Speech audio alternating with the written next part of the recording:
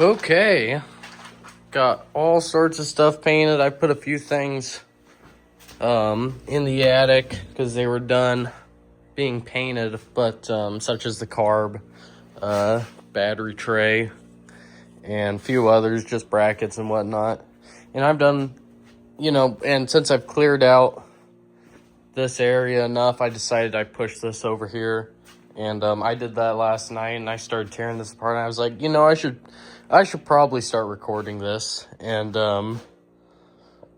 I stopped there, and now here we are. But all I got off was the oil pan and water pump. Nothing real special, just a bunch of bolts in the oil pan and 4 bolts in the water pump. So water pump bolts right here. Of course, oil pan bolts on the bottom. And I'm gonna try to pull the crank out. It shouldn't be too difficult. I don't know if I'm going to have to pull pistons to do crank. I'm thinking I might have to, because the rods go down and have like an angle on them. They're whatever. The caps are kind of angled. So I don't think we will be able to pull it directly down. Let's lift this motor up a little bit. Oh, I got a greaser right there for the clutch. Huh. As for pulling this off, I'm not too sure how you do it. I can only assume. Well, let's see here. I guess I can only assume that you just pull these bolts out, and it should take the clutch out. So, and then as for flywheel, this whole assembly, it's on the inside, and on all the motors I've rebuilt, it's like 6 bolts. I was gonna pull this nut off, and I was like, it was right as I was thinking, stop recording. So I got this chisel in here because I needed to stop the motor from rotating. Needed to stop the motor from rotating so I can get a wrench on there, and I just kind of stopped right there. But we'll take out these bolts and see where we're at. All right, so these bolts are 1/2 inches. This is kind of worrying me here. There is a good bit of tension behind this, so hopefully this doesn't like blow off or anything. I have never once removed any clutch pieces, so this is a first time. And I'm hoping that these are the bolts you remove, because I don't even know that. Well, all right, it looks like it's losing its tension. Let's see. Oh, I loosened all of these bolts. I might have to put my knee on this. Dude, I'm gonna have to cut cameras and yank that one off. All right, got that one all nice and loose. Let me switch hands here. No, there's still a little tension. Well, there's no tension. Huh. Yeah, I don't think it's gonna blow off. I don't think it's that. Well, actually, it's right here. Oh, yeah. We're good. Hopefully. Oh, I just dropped that. I'm gonna have to... I'll grab that later. Actually, I should just pile them all on the ground. Holy smokes, what's wrong with this one? Alright, there. Put one there. Where's the other one? Oh, and the washer came out. Of course it did.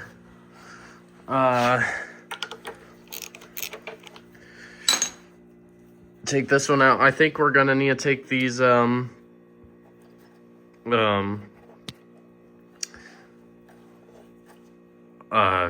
don't even know what they're called. The little parts that this piece, it pushes against those clutch release pieces. Once again, horrible with words, or not horrible with words, but horrible with this terminology. This one's out. So if you come to this channel to figure out what all this stuff means, you've picked the wrong channel, or possibly the worst channel to go to. But oh, you know what? No, the whole thing's coming out with this, so we don't even need to remove those. And I'm gonna set you guys down for this, probably. I'm hoping that's a good angle, just so I can hold this up so it doesn't drop down.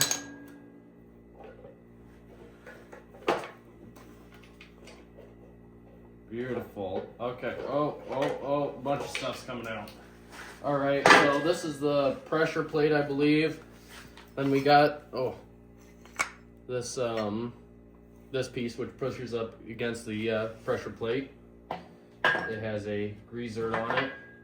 And right now we are back to splines. Let me wipe my hands off real quick, and let me show you something.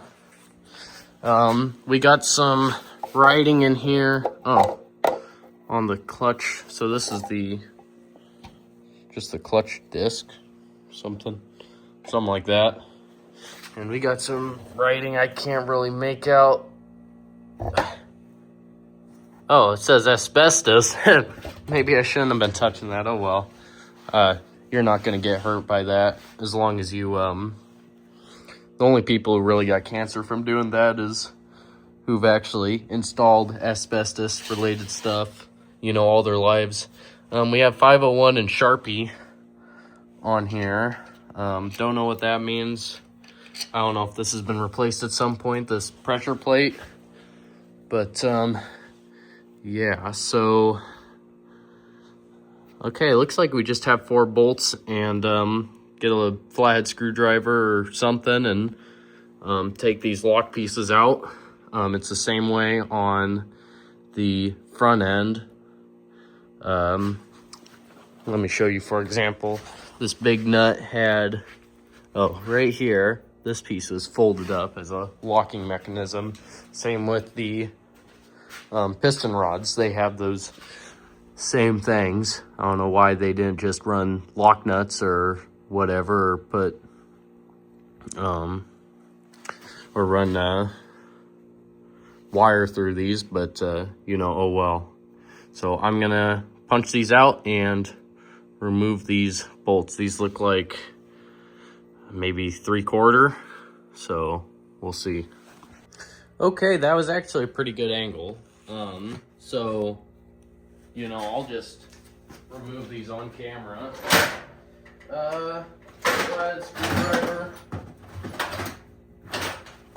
ball peen hammer. Where's my ball peen hammer? I got a ball peen hammer right here. Okay.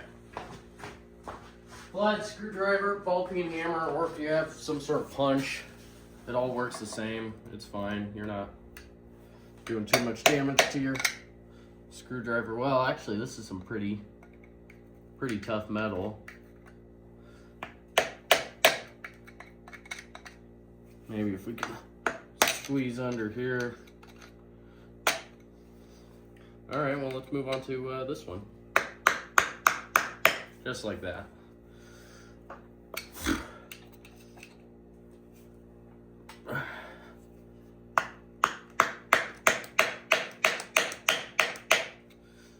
And let me try doing this one again, kind of at an angle.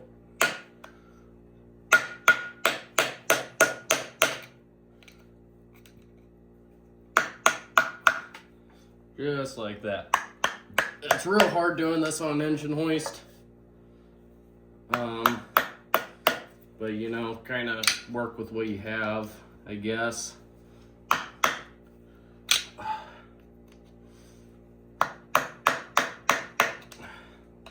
Just like that, and 2 down here.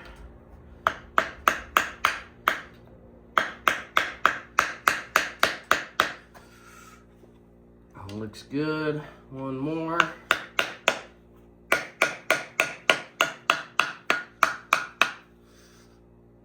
Beautiful. I might have to knock this one down a little bit more. All right. all this nonsense, all this clutch junk is falling down here, and just have it set here, not setted. How much is this torque down? I might have to get an impact to do this. All right, we're getting an impact. All right, got the impact. Let's see. Got one. Got two. Oh. Another one. And that one.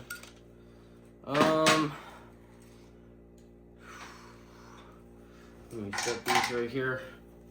Is this like just stuck on here, or do we need a puller to get this off? Okay, so right here we have some dowel pin alignment system. We might need a puller to get this off. Let me get a pry bar and try wiggling it from the back. Worst case scenario.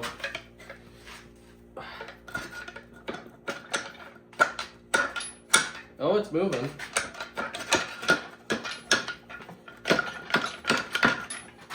Let's get this off.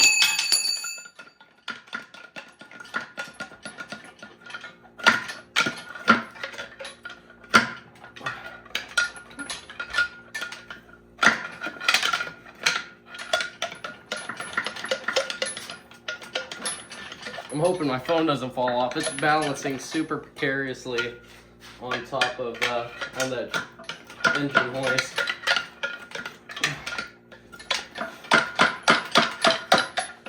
It's almost out. This is gonna be super heavy. I really don't want to drop this.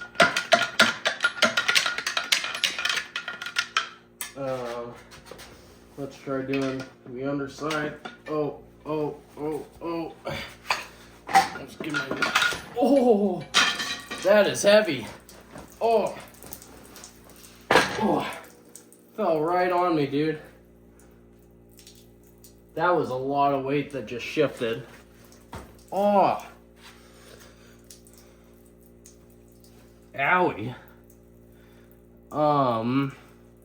What am I looking at right here?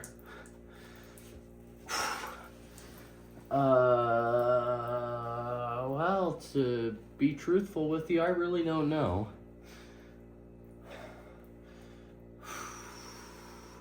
Okay. I take that back. I do know what I'm looking at here. We got two pieces right here, piece on top, piece on the bottom. And undo it here, undo it here, undo it here, undo it here. And we should be able to take this little sliding piece off. We'll see how that goes. I got 1/2 inch right here. This looks like 1/2 inch. Is this not 1/2 inch?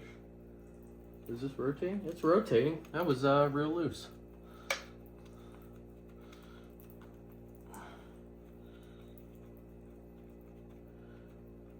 Alright, we got one bolt.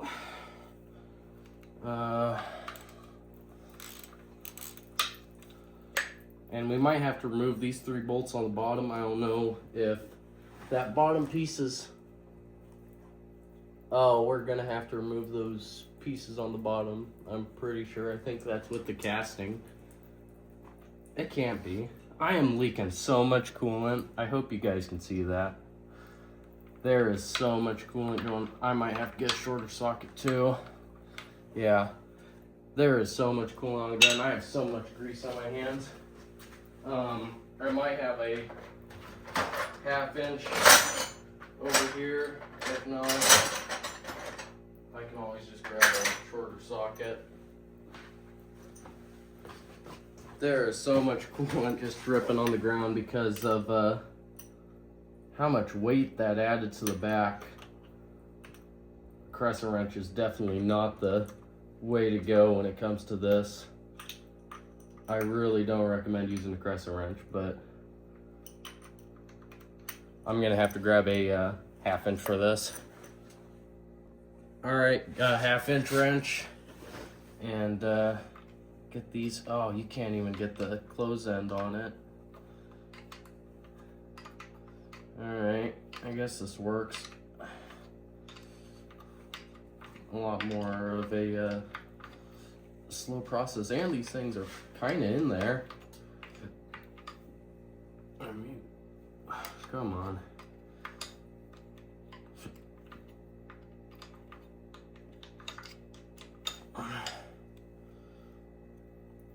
Oh, come on.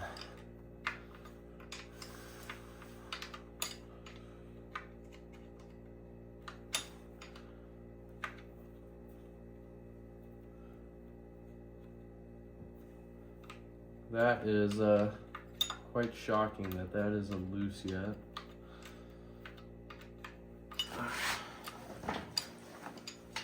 But I only think I need to take off the bottom piece.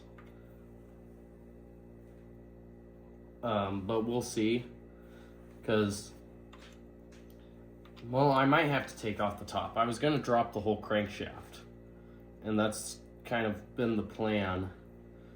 But, I mean, who knows? You might be able to do rear main just by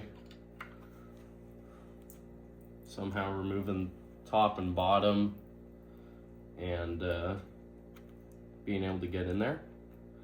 I'm not 100% sure. Once again, never done rear main. But, you know, it'd be funny writing in paint pen. You know, I was here, write the year like right up here. All right. First bolt done. Second bolt might, hopefully, is any worse than the other one. As for the WD6 that I got, I am picking that up again, springtime, 1950 WD6. Motor is just too far gone. I really am sad to say it's just so bad. It's been sitting outside for a few years, and you know, just the moisture, condensation, and whatnot on that metal just completely destroyed that block, and the head is also in pretty bad shape. I made a video of going and grabbing that head. I couldn't grab the block. It was way too heavy to load by myself, and so, but you know, from what I saw in the video, it's just too far gone. And I called a fella up in Delta Junction who has a Detroit diesel 271. So to help you understand this, a 271 is the series of engines is the 71 series, and the 2 means it's a 2-cylinder. So it's a 2-cylinder 71 series engine. They made 671s, 471s, I believe 371s, all sorts of different sizes, but they're all 71s. And anyhow, it's a 271, so it's a 2-cylinder Detroit diesel, making around 55 horsepower is what he said, which is, you know, a little bit big, but might be a good size for that WD6. That WD6, that motor probably produced 35, 40 horsepower, I believe, and a bunch of torque. And the torque that a 271 produces is pretty similar to the torque that a WD6 would produce. So I'm thinking I might go down that route and put a Detroit diesel in it. And I know that in the 50s they made conversion kits for Farmall M's to be fitted in a 271, or a 271 to be fitted in a Farmall, but I don't think they ever did it for a W6. And the problem is the big old cast iron tub that is the frame, compared to the Farmalls having, I believe it's channel iron or something on both sides. Set that down right there. Having channel iron on both sides of the frame. And so fabricating mounts is going to be a challenge to say the least, but you know, I'm always in for a challenge. I feel like being able to make that work and being able to show it off would be well worth it. 271s, well, Detroit diesel in general is notorious for oil leaks, but I'm hoping I can just combat that with a engine rebuild and put all new gaskets in it. But apparently they were notorious for blowing valve cover gaskets.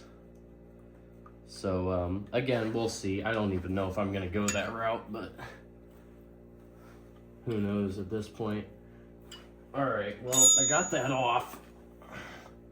All right, okay, beautiful. So we got this, which this stud actually bolts to the oil pan. It has a gasket on it too. And here we are. Okay, so you do not have to remove the crankshaft to do rear mains. Look at this. At least I'm assuming that this is the rear main. I mean, it is a just like a felt piece that slides in here, and I believe I have a few of those in my gasket set. But first I'm gonna pull the top one off and see if I can, you know, before I say I can remove the rear main seal without pulling the crank, let's see if we can pull the top as well, and we'll see if we can, you know, do the exact same up front once we pull the timing chain cover and that big old nut off.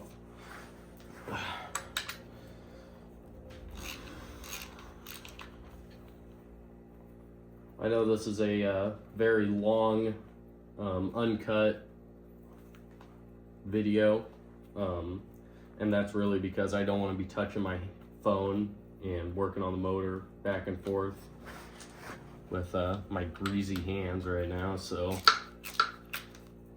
that's really why I haven't been cutting most of this out. Otherwise I would be cutting it out, you know, removing those stupid bolts on this plate. But you know, oh well. All right, this one's out too, and we can tap it with the hammer. Oh yeah, look at that. Oh no. Okay, well, oh yeah, you just rotate it down.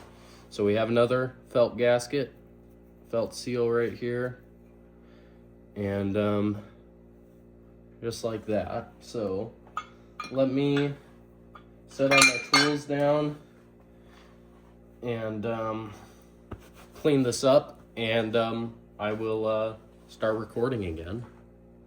Holy smokes, and that was scary. Right as I cut cameras, I went over here to adjust the where it's lifting off of, and this came out, dropped the whole motor down, didn't touch the ground, it was high enough, but dropped this whole side of the motor and was just dangling from this part. This nut must have came loose and just dropped the whole thing down. So I went over here, got a big old chunk of baling wire and kind of held it down. But I'm gonna have to fix this real quick and get back to doing the main seal. Yeah, I'd really like to see if that nut comes off again. Stupid thing. I just welded that thing right on there because, well, that would really suck if, you know, maybe I'm under it or something and this thing comes down. So, welded that on, and, you know, it doesn't really matter. I mean, if you really needed to remove this for some reason, you can always just undo these bolts. So it's not, I mean, it's permanent as for this rod, but for everything else, it's not so permanent. So for gaskets, for rear main, these are what I have. compared to these. And these are, oh, yeah, those are old and brittle.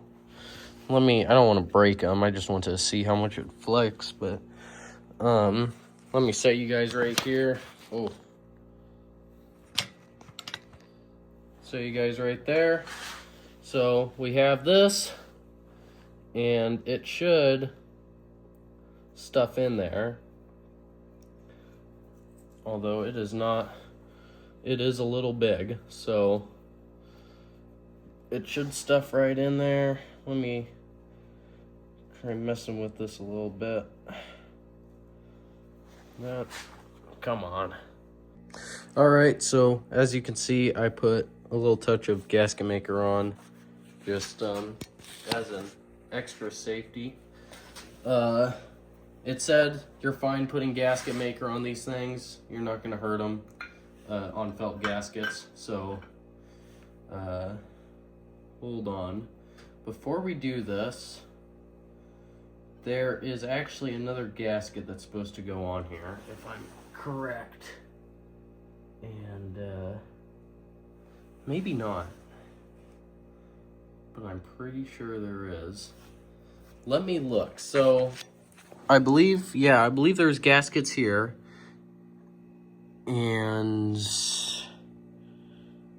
but that might have just been for oil pans, so who knows. So let me look at this, and I'll set it right here. Let's dig through this gasket set.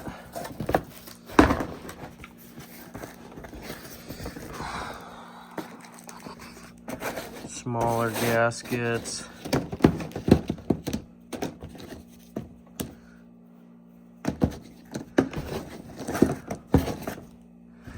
It should be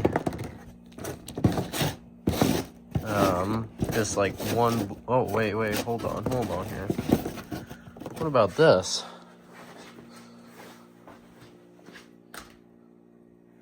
That looks like it. That looks like it. All right. So I found one. There should be another one here.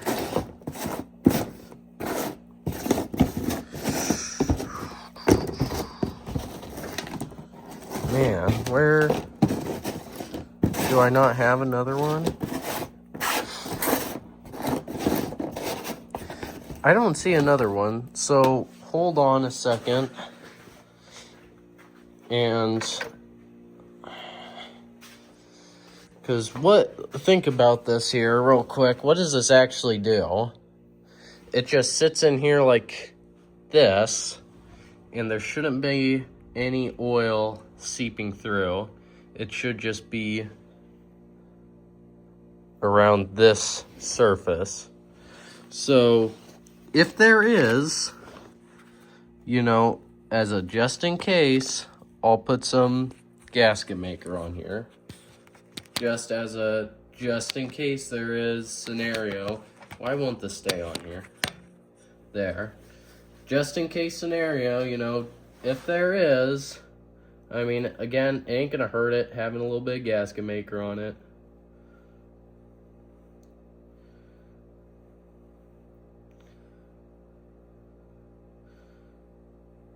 And I would hate to dig through this again, pull the motor just because I got an oil leak in a spot that I'd already torn apart. Come on, give me a little bit more gasket maker, dude. Alright, this thing, a gasket maker, is pretty much empty. So for our installation, we got to put this under here, run this up and around, and set it down up here. Wait for your bolts to align. Let's see if we can find some right here. Okay, so got that all bolted up pretty easy.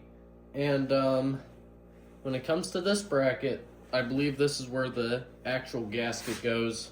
So I have a brand new one, and it goes on just like this. These gaskets, they got little holes in them, and all you gotta do is just push them in, and it knocks them right out. Or you can, I guess, push them in from the other side. Doesn't really matter, but that's what it looks like. As for this piece, let me grab a rag, because it is absolutely just covered in oil right now. So let me grab a rag, and I'm going to put a little bead of silicone on here.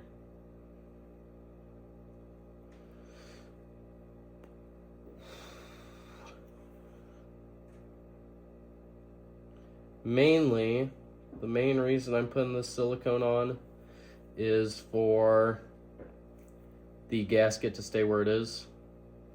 But also it's just another way to keep it together and to stop it from ever breaking or anything. It's just another line of protection for the gasket. So we got a little bead of silicone on here, and put it in just like that. People say you're supposed to put it in a certain way, you know, with the numbers out or the numbers in or whatever. I can never remember, but you know, from everything I've dealt with, it doesn't really matter. But yes, so we got 3 bolts under here.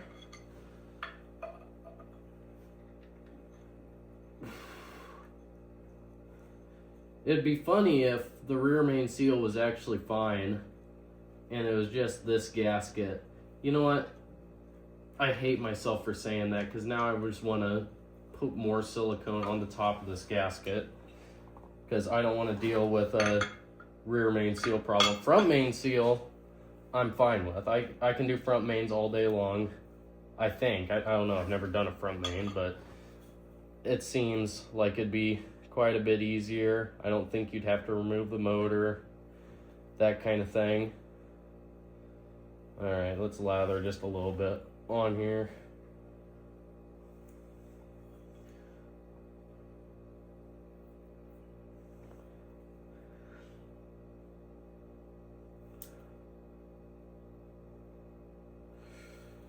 And just a little bit more.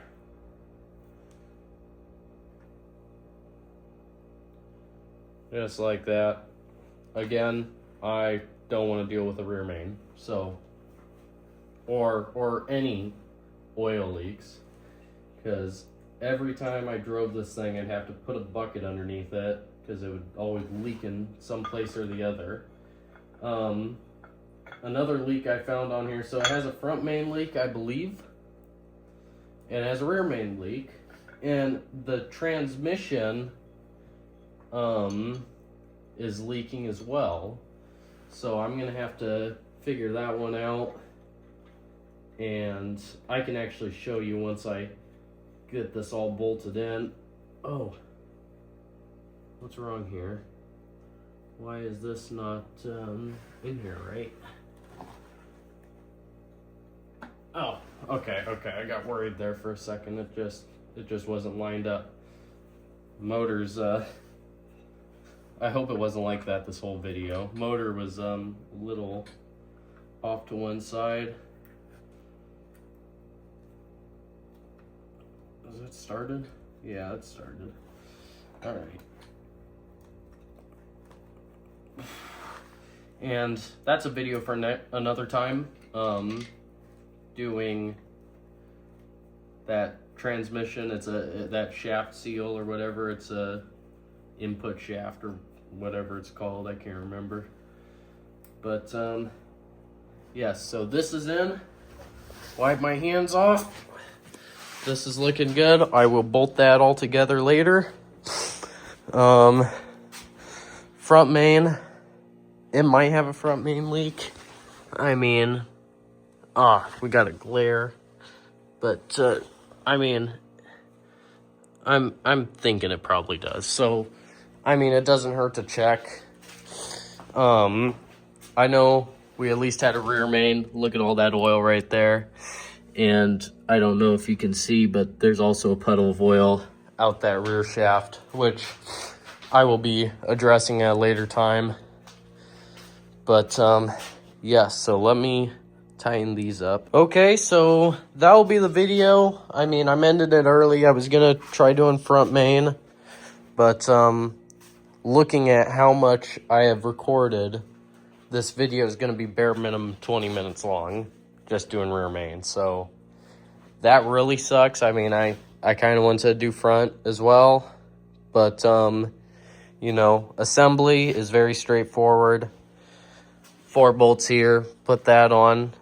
Make sure you put your little clips on, put the clutch back in, and then that throwout bearing or whatever, and shaft and stuff, and put all that back in. I mean, I would be recording me installing all that, but again, this video is getting real long, and I have a lot of editing to do to really scale this down. This video is a lot of me just sitting there talking as I'm installing stuff. So, you know, I will figure that out. And yeah, that's kind of how you do front or rear main. And I hope you guys enjoyed. You know, I've never done rear main on any tractor or on any vehicle, so this was definitely a fun little project for me. And hope you guys enjoyed.